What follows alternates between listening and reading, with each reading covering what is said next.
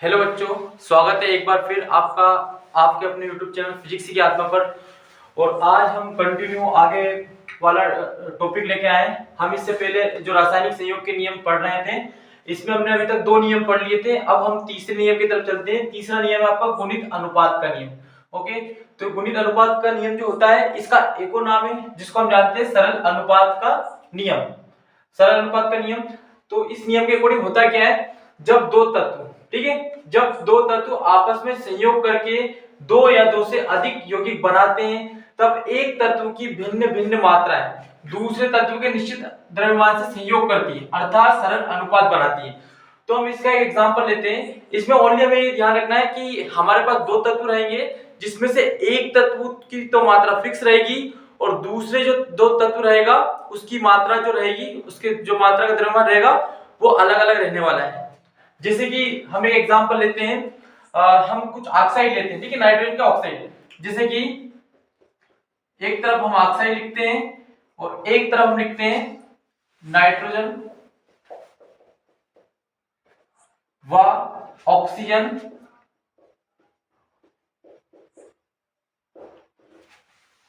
के भारों का अनुपात। ठीक है, भार बोलते हैं, द्रव्यमान बोलते हैं। नाइट्रोजन व ऑक्सीजन के भारों का अनुपात। तो मैं यहाँ पर कुछ ऑक्साइड लेने वाला हूं। जैसे कि मैंने पहला ऑक्साइड लिया N2O, इसको हम बोलते हैं नाइट्रस ऑक्साइड। नाइट्रस ऑक्साइड होता है। ऐसे एक होता है आपका NO, इसको नाइट्रिक ऑक्साइड बोलते हैं। ऐसे में कुछ यहाँ पर ऑक्साइड लेने वाला हूं N2O3, N2O4 और एक N2O5। इतने हमने ऑक्साइड लिए। हमको यहाँ पर क्या प्रूफ करना है कि गुणित अनुपात का नियम होता क्या है। गुणित अनुपात का नियम है सरल अनुपात का नियम। तो हमने इसमें बोला है जब दो तत्व आपस में सहयोग करते हैं, तो यहाँ पर दो तत्व अलग अलग, एक nitrogen oxygen, nitrogen oxygen, nitrogen oxygen, ठीक है, तो इससे क्या सारे के सारे ऑक्साइड बन रहे हैं। तो इसमें क्या हो रहा है, जब एक तत्व की भिन्न भिन्न मात्रा है, भिन्न भिन्न मात्रा दूसरे तत्व के निश्चित द्रव्यमान से संयोग करती है। एक तत्व की भिन्न मात्रा रहेगी और दूसरे तत्व की क्या रहेगी, निश्चित द्रव्यमान रहने वाला है। तो मैं यहाँ पर देखता हूँ नाइट्रोजन का जो द्रव्यमान होता है, नाइट्रोजन जो होता है इसका परमाणु क्रमांक कितना होता है, 7 होता है, लेकिन इसका जो द्रव्यमान होता है वो होता है 14 यानी 14, ठीक है। तो यहाँ पर नाइट्रोजन कितने, 2 है, तो 14 × 2 कितने हैं, 28। ओके, 28। और मैं अनुपात किसके साथ लिखूंगा, ऑक्सीजन के साथ। तो ऑक्सीजन जो होता है, ऑक्सीजन का परमाणु क्रमांक तो 8 होता है, कितना होता है, 8 होता है, लेकिन इसका अनुभार कितना होता है, 16, ठीक है। आगे देखते हैं हम, नाइट्रोजन का जो परमाणु क्रमांक होता है 7, लेकिन अनुभार इसका रहेगा 14। अनुपात ऑक्सीजन का यहाँ पर वापस से कितना आने वाला है, 16। अगले में देखते हैं N2 आया है, तो नाइट्रोजन 7 और 2 नाइट्रोजन है। नाइट्रोजन का परमाणु भार कितना हो जाएगा, 14 और 2 14 दूनी 28, तो यहाँ पर 28। अनुपात ऑक्सीजन का परमाणु क्रमांक कितना होता है, ऑक्सीजन का परमाणु क्रमांक 8 होता है, लेकिन इसका अनुभार कितना होता है, ऑक्सीजन का अनुभार होता है आपका 16। 16 × 3 कितने जाएंगे, 16 को 16, 16 32, 16 तिया 48।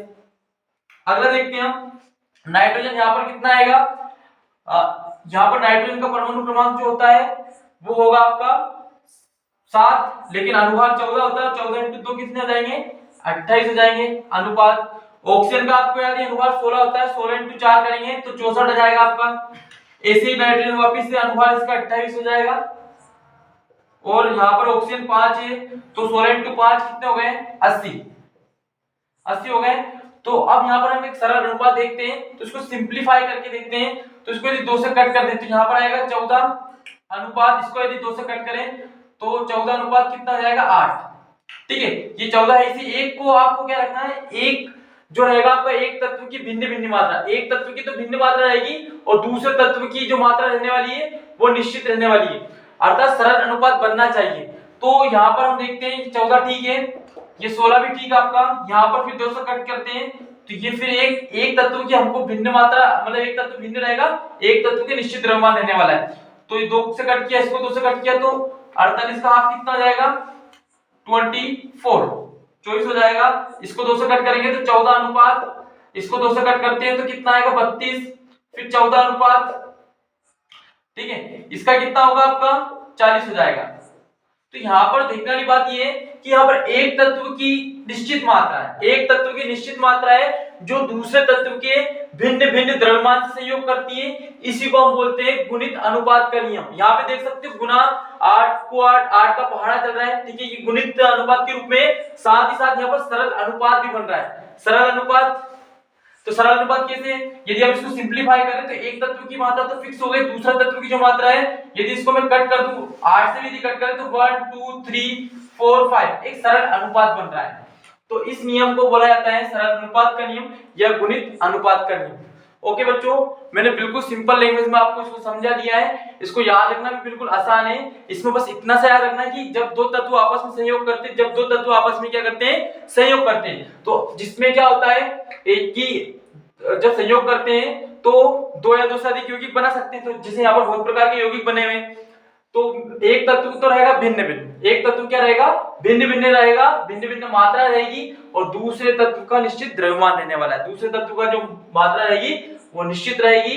इससे हमको एक सरल अनुपात प्राप्त होगा, इसको हम गुणित अनुपात या सरल अनुपात का नियम कहने वाले हैं। ठीक है, तो बच्चों फिर हम मिलते हैं अगले वीडियो में। अगला रासायनिक संयोग का जो नियम है वो 4th वाला मैं करवाऊंगा। तब तक के लिए धन्यवाद।